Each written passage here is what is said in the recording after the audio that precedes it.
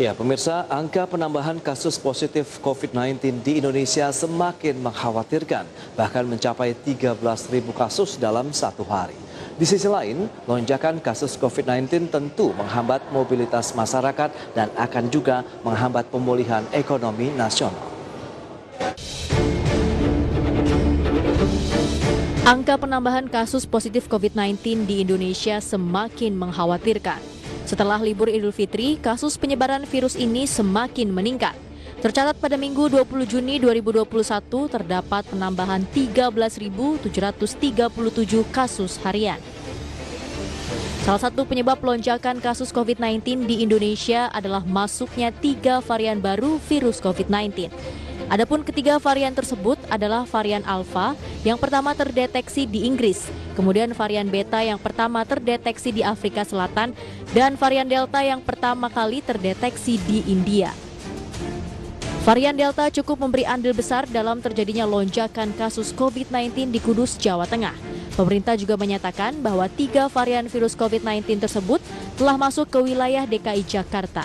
Adapun saat ini DKI Jakarta menjadi wilayah dengan penambahan harian kasus COVID-19 terbanyak dibandingkan wilayah lainnya. Di sisi lain, virus COVID-19 tidak hanya membahayakan kesehatan tapi juga perekonomian. Sekitar setengah dari 3,3 miliar pekerja di dunia menghadapi risiko kekurangan uang atau kehilangan pekerjaan dalam berbagai tingkatannya. Sektor ekonomi informal juga terpukul hebat. Lantas bagaimana kondisi ekonomi nasional di saat terjadi lonjakan kasus COVID-19 yang sangat signifikan? Apakah pemerintah harus menerapkan kebijakan lockdown? Namun apabila diterapkan, bagaimana dampaknya bagi pemulihan ekonomi nasional? Menghambat atau justru mempercepat? Saksikan pembahasan lengkapnya dalam IDX First Asian Closing Market.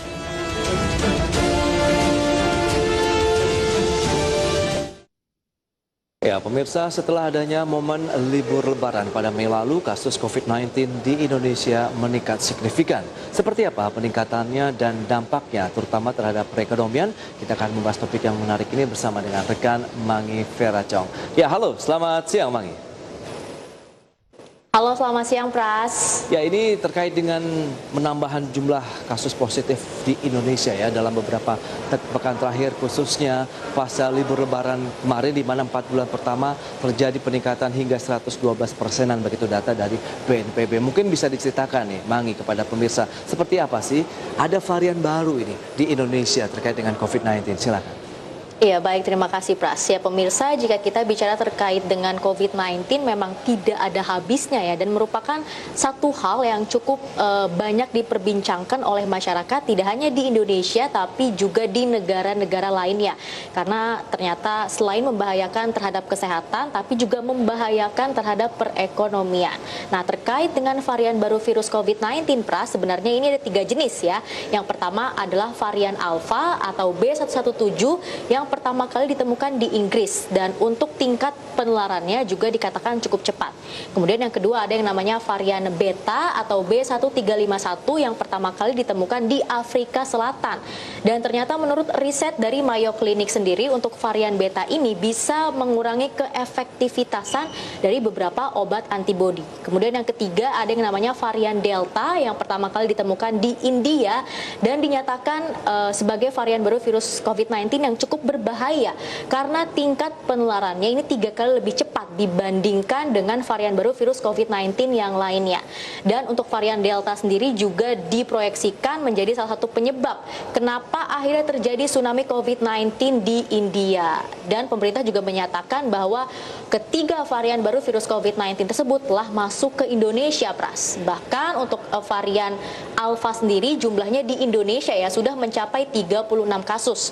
Kemudian untuk varian Beta jumlahnya sudah mencapai 5 kasus, dan untuk varian Delta yang paling berbahaya bahkan ini jumlahnya paling banyak ya, mencapai 104 kasus. Dan ketiga varian baru virus COVID-19 tersebut ternyata paling banyak berada di DKI Jakarta. Wow. Seberapa banyak penyebarannya ini saya coba paparkan data untuk Pras dan juga pemirsa ya.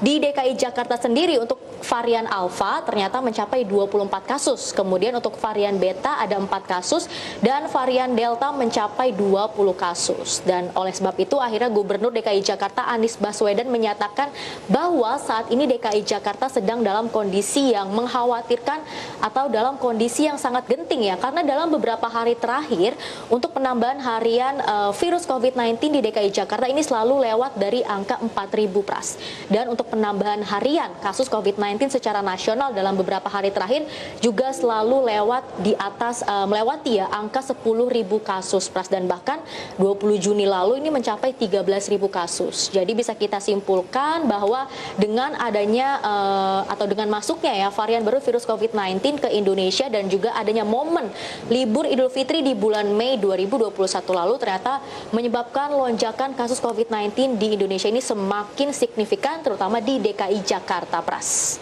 Ya, itu dia menjadi salah satu kekhawatiran berikutnya karena DKI Jakarta juga menempati posisi pertama nih dari 5 provinsi yang sudah disampaikan oleh pemerintah mengalami lonjakan signifikan dari kasus positifnya COVID-19 di Indonesia. Nah, kalau kita bicara mengenai penambahan harian, tadi yang seperti Mangi sampaikan, seperti apa kondisinya? Apakah benar-benar mengkhawatirkan? Apakah juga akan mengganggu juga bagaimana dengan liability, kemudian kinerja dari rumah sakit yang memang menerima pasien-pasien COVID-19 di wilayah DKI Jakarta? Iya, Pras. Jadi penambahan harian untuk kasus COVID-19 di DKI Jakarta bisa kita katakan ya sangat mengkhawatirkan. Seberapa mengkhawatirkan bisa langsung Anda saksikan melalui layar televisi Anda, pemirsa. Ternyata pada tanggal 18 Juni penambahan harian kasus COVID-19 di DKI Jakarta mencapai 4.737 kasus. Kemudian tanggal 19 Juni mencapai 4.895 kasus dan di tanggal 20 Juni bahkan lewat angka 5.000 Pras, yaitu menyentuh 5.582 dan menjadikan DKI Jakarta sebagai satu-satunya wilayah dengan penyumbang terbesar ya untuk kasus harian COVID-19 di Indonesia. Kemudian jika kita tarik lebih jauh lagi, kita lihat ya penambahan harian kasus COVID-19 secara nasional di mana pada tanggal 18 Juni 2021 mencapai 12.990. Kemudian di tanggal 19 Juni jumlahnya mencapai 12.906 kasus dan di tanggal 20 Juni bahkan mencapai 13.737 kasus, dan saat ini untuk kasus aktif COVID-19 sendiri di Indonesia ya telah mencapai 142.719 kasus, dan memang ada beberapa penyebab yang akhirnya mengakibatkan Indonesia ini mengalami lonjakan kasus COVID-19 yang cukup signifikan. Yang pertama adalah masyarakat ternyata mulai lalai dan abai akan protokol kesehatan. Kemudian juga adanya momen libur Idul Fitri ya pada bulan Mei 2021 lalu, meskipun pemerintah sudah melarang adanya mudik lebaran, tapi ternyata masih ada beberapa masyarakat yang bandel dan melakukan mudik lebaran ke kampung halaman. Selain itu ternyata masyarakat dilihat saat ini juga sudah mulai jenuh terkait dengan COVID-19 yang akhirnya menyebabkan masyarakat ingin melakukan aktivitas di luar rumah begitu, yang ternyata malah menjadi bumerang dan menyebabkan kasus COVID-19 di Indonesia terutama di DKI Jakarta jumlahnya naik signifikan, Pras. Itu dia.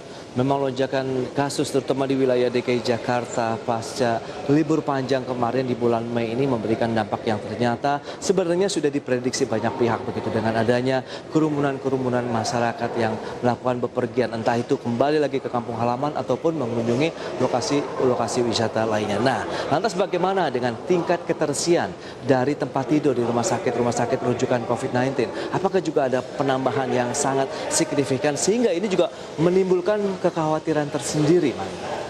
Ya baik, Pras. Jadi tentunya peningkatan kasus COVID-19 terutama di DKI Jakarta ya ini sangat berpengaruh terhadap tingkat keterisian tempat tidur di ruang isolasi, rumah sakit rujukan dan juga ruang ICU. Ya. Saya paparkan sedikit datanya untuk Pras dan juga pemirsa, di mana pada tanggal 30 Mei 2021 ya berdasarkan data dari Dinas Kesehatan DKI Jakarta, bisa langsung Anda saksikan melalui layar televisi Anda, pemirsa. Ternyata untuk tingkat keterisian tempat tidurnya di tanggal 30 Mei mencapai 33%, dan untuk ruangan ICU sendiri mencapai 38%. Kemudian masuk ke tanggal 5 Juni ya, tingkat keterisian tempat tidurnya mencapai 42% dan ruangan ICU-nya mencapai 45%. Dan di tanggal 19 Juni 2021 ini mengejutkan sekali nih, Pras. Untuk tingkat keterisian tempat tidur mencapai 89% dan untuk ruang ICU tingkat keterisiannya mencapai 81%.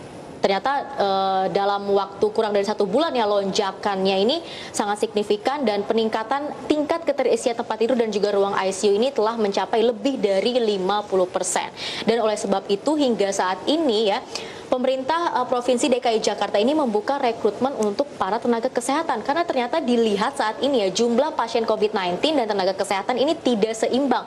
Lebih banyak pasien COVID-19-nya dan akhirnya pemerintah merekrut ya beberapa para tenaga kesehatan baru yang disampaikan melalui surat pengumuman Dinas Kesehatan DKI Jakarta nomor 9 tahun 2021. Dan dari data-data yang sudah saya sampaikan tadi ya, penambahan harian yang cukup tinggi, kemudian tingkat keterisian tempat tidur di DKI Jakarta yang juga semakin menipis, ini artinya DKI Jakarta saat ini memang dalam kondisi yang sangat mengkhawatirkan dan sangat genting sekali ya, karena lonjakan kasusnya ini tidak main-main dan dikhawatirkan akan berdampak buruk terhadap perekonomian terutama di DKI Jakarta, karena DKI Jakarta bisa kita sebutkan sebagai salah satu jantung perekonomian nasional, Pras, di mana pada tahun 2019 ya, kenapa saya ambil tahun 2019? Karena saya ambil dalam keadaan ekonomi yang belum ada pandemi COVID-19. Nah, Pulau Jawa sendiri ini menyumbang sekitar 59% terhadap PDB nasional, di mana sumbangan paling besar ini berasal dari DKI Jakarta, Jawa Timur, dan juga Jawa Barat. Jadi kembali lagi COVID-19 ini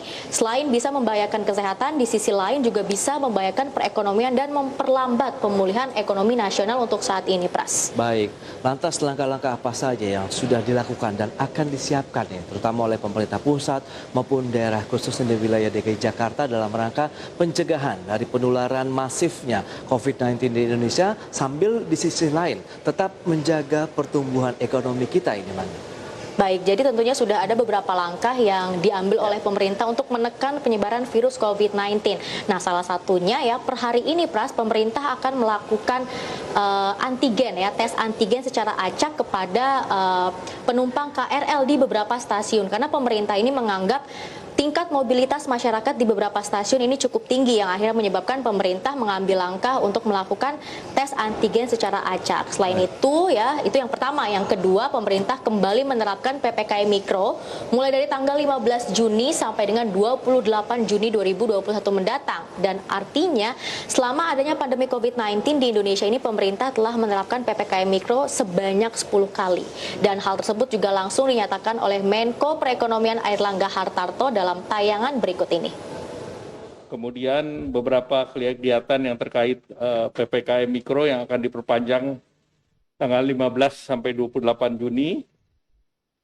Ini untuk daerah zona merah work from home-nya 75%. Jadi untuk daerah-daerah berbasis PPKM Mikro merah itu kantornya 25%, namun kantor itu harus digilir. Artinya 25% itu bukan mereka yang itu-itu saja, tetapi harus diputar, sehingga meyakinkan bahwa yang work from office itu bergantian dan memastikan bahwa pekerjaannya itu adalah standby di tempat mereka bekerja masing-masing.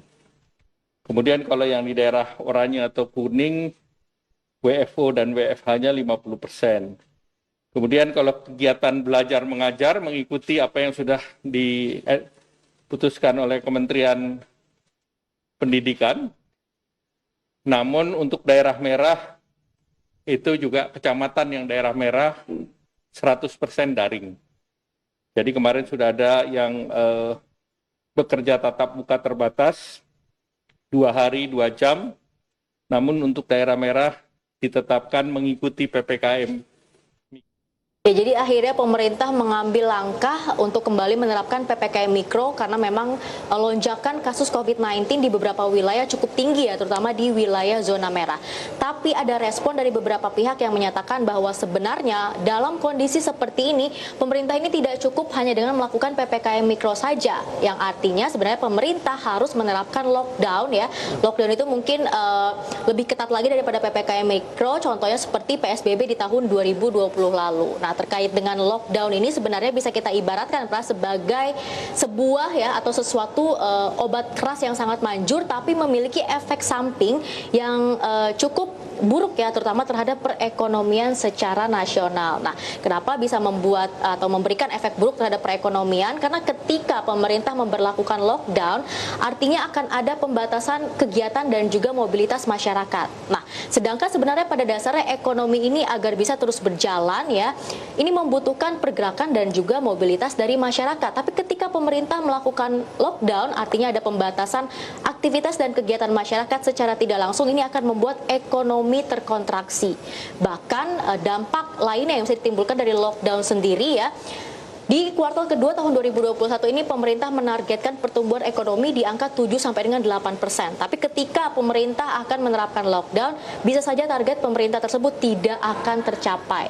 Kemudian dikhawatirkan dengan adanya pemberlakuan lockdown ya, ini akan menambah angka kemiskinan, pengangguran dan juga akan membuat defisit APBN kian melebar. Karena sebenarnya saat ini saja APBN kita ini kerjanya sudah sangat keras sekali ya, lebih banyak pengeluarannya dibandingkan pendapatannya karena memang untuk menangani pandemi COVID-19 yang kurang lebih sudah lebih ya dari 1 tahun berada di Indonesia. Dan ternyata pemerintah sendiri juga menargetkan di tahun 2023 mendatang ini akan menekan defisit APBN ya di bawah angka 3%. Tapi ketika pemerintah melakukan lockdown ya, bisa saja target tersebut tidak akan tercapai, Pras. Tapi di sisi lain menurut Pras sendiri sejauh ini terkait dengan angka kemiskinan, pengangguran dan juga defisit APBN yang terjadi ketika ada pandemi ini sudah sebanyak dan sebesar apa sih, Pras? Ya, kalau kita bicara mengenai angka kemiskinan, pengangguran dan defisit APBN ini pemirsa dan juga Mangi, memang ini sebagian dampak ya dari adanya pandemi COVID-19 dengan beragam juga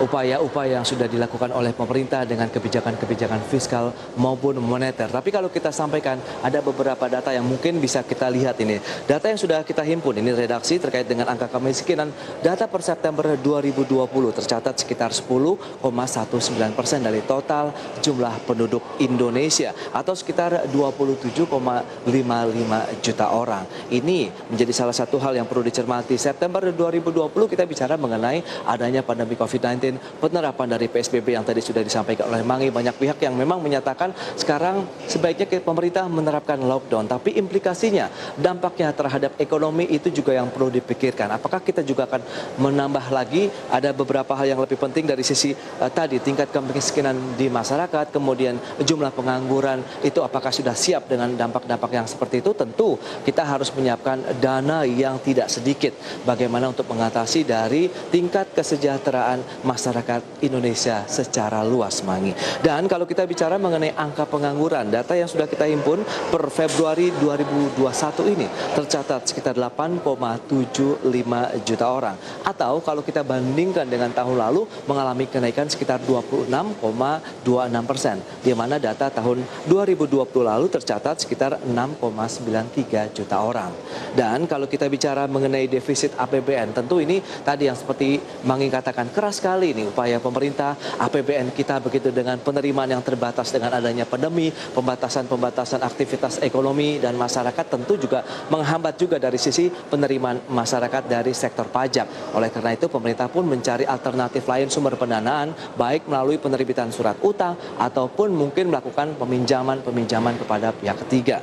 Dan kalau kita lihat defisit sekitar 6,09% ini sudah tercatat ya terhadap PDB. Kalau kita cermati PDB terhadap APBN-nya sekitar harusnya 3%-an saja yang sesuai dengan peraturan sebelumnya. Tapi ini sudah ada revisi ataupun ada kemudahan, relaksasi ataupun langkah berat yang mungkin juga harus ditempuh oleh pemerintah dengan menaikkan batasannya menjadi sekitar 6,34% melalui peraturan Presiden nomor 72 tahun 2020. Lalu memang dampaknya ataupun implikasinya sangat berat apabila kita memang harus menghentikan sementara saja aktivitas perekonomian masyarakat atau secara nasional, Mangi.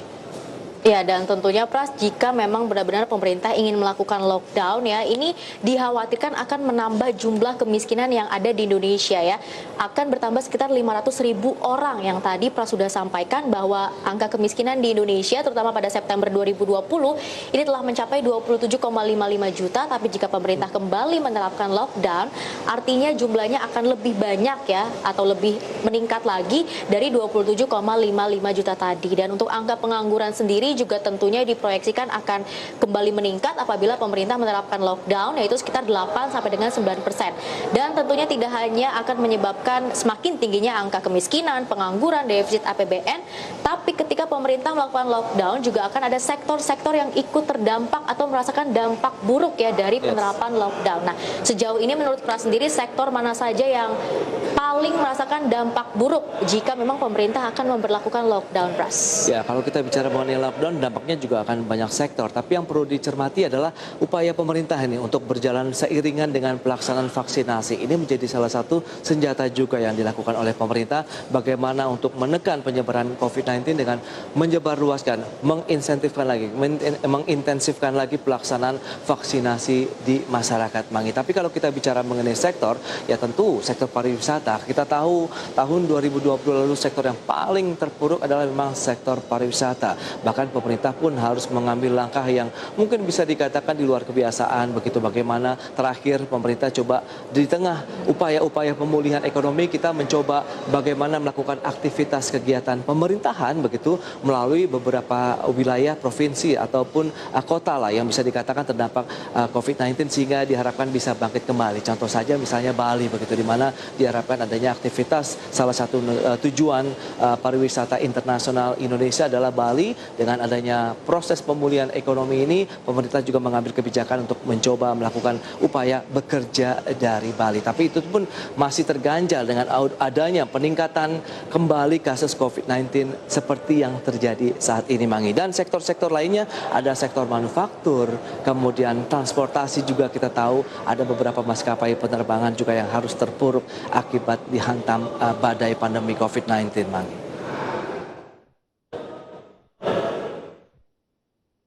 Juga cukup menyerap banyak tenaga kerja, di mana pada tahun 2019 sendiri untuk sektor pariwisata ya menyerap sekitar 13 juta tenaga kerja, dan untuk sektor manufaktur ini menyerap sekitar 18,93 juta tenaga kerja. Ketika pemerintah melakukan atau menerapkan lockdown, artinya berpengaruh terhadap sektor tersebut dan tentunya bisa menyebabkan para pekerja di sektor tersebut ya mengalami penurunan pendapatan dan juga bahkan lebih buruknya lagi mengalami pemutusan hubungan kerja ataupun PHK. Jadi itulah kenapa akhirnya dari COVID-19 ini bisa membuat ekonomi, terutama ekonomi Indonesia ini kacau begitu ya, karena ketika COVID-19 jumlahnya semakin meningkat, pemerintah memberlakukan lockdown, itulah dampaknya, itulah akibatnya akan membuat ekonomi Indonesia semakin terkontraksi. Dan sebenarnya tidak hanya pemerintah yang harus bekerja keras untuk melandaikan kurva COVID-19 di Indonesia, Pras, tapi kita sebagai masyarakat juga harus terus membantu ya bersama-sama untuk melandaikan kurva COVID-19. Caranya sangat simpel sekali, hanya dengan menerapkan protokol kesehatan dimanapun dan kapanpun kita berada. Contohnya ya dengan memakai masker, menjaga jarak, menjauhi kerumunan, membatasi diri untuk berpergian dan lain-lain begitu ya.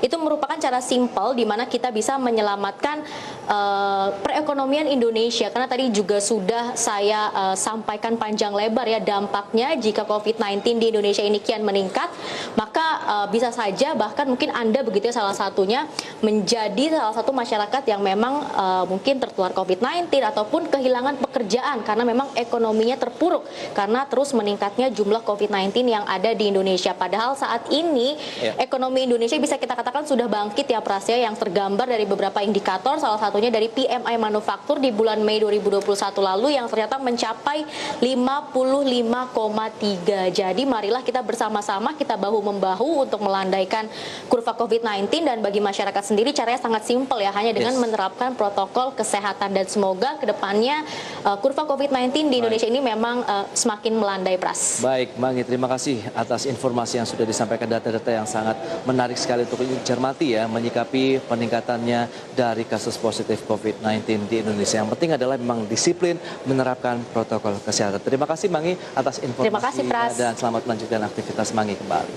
Baik pemirsa.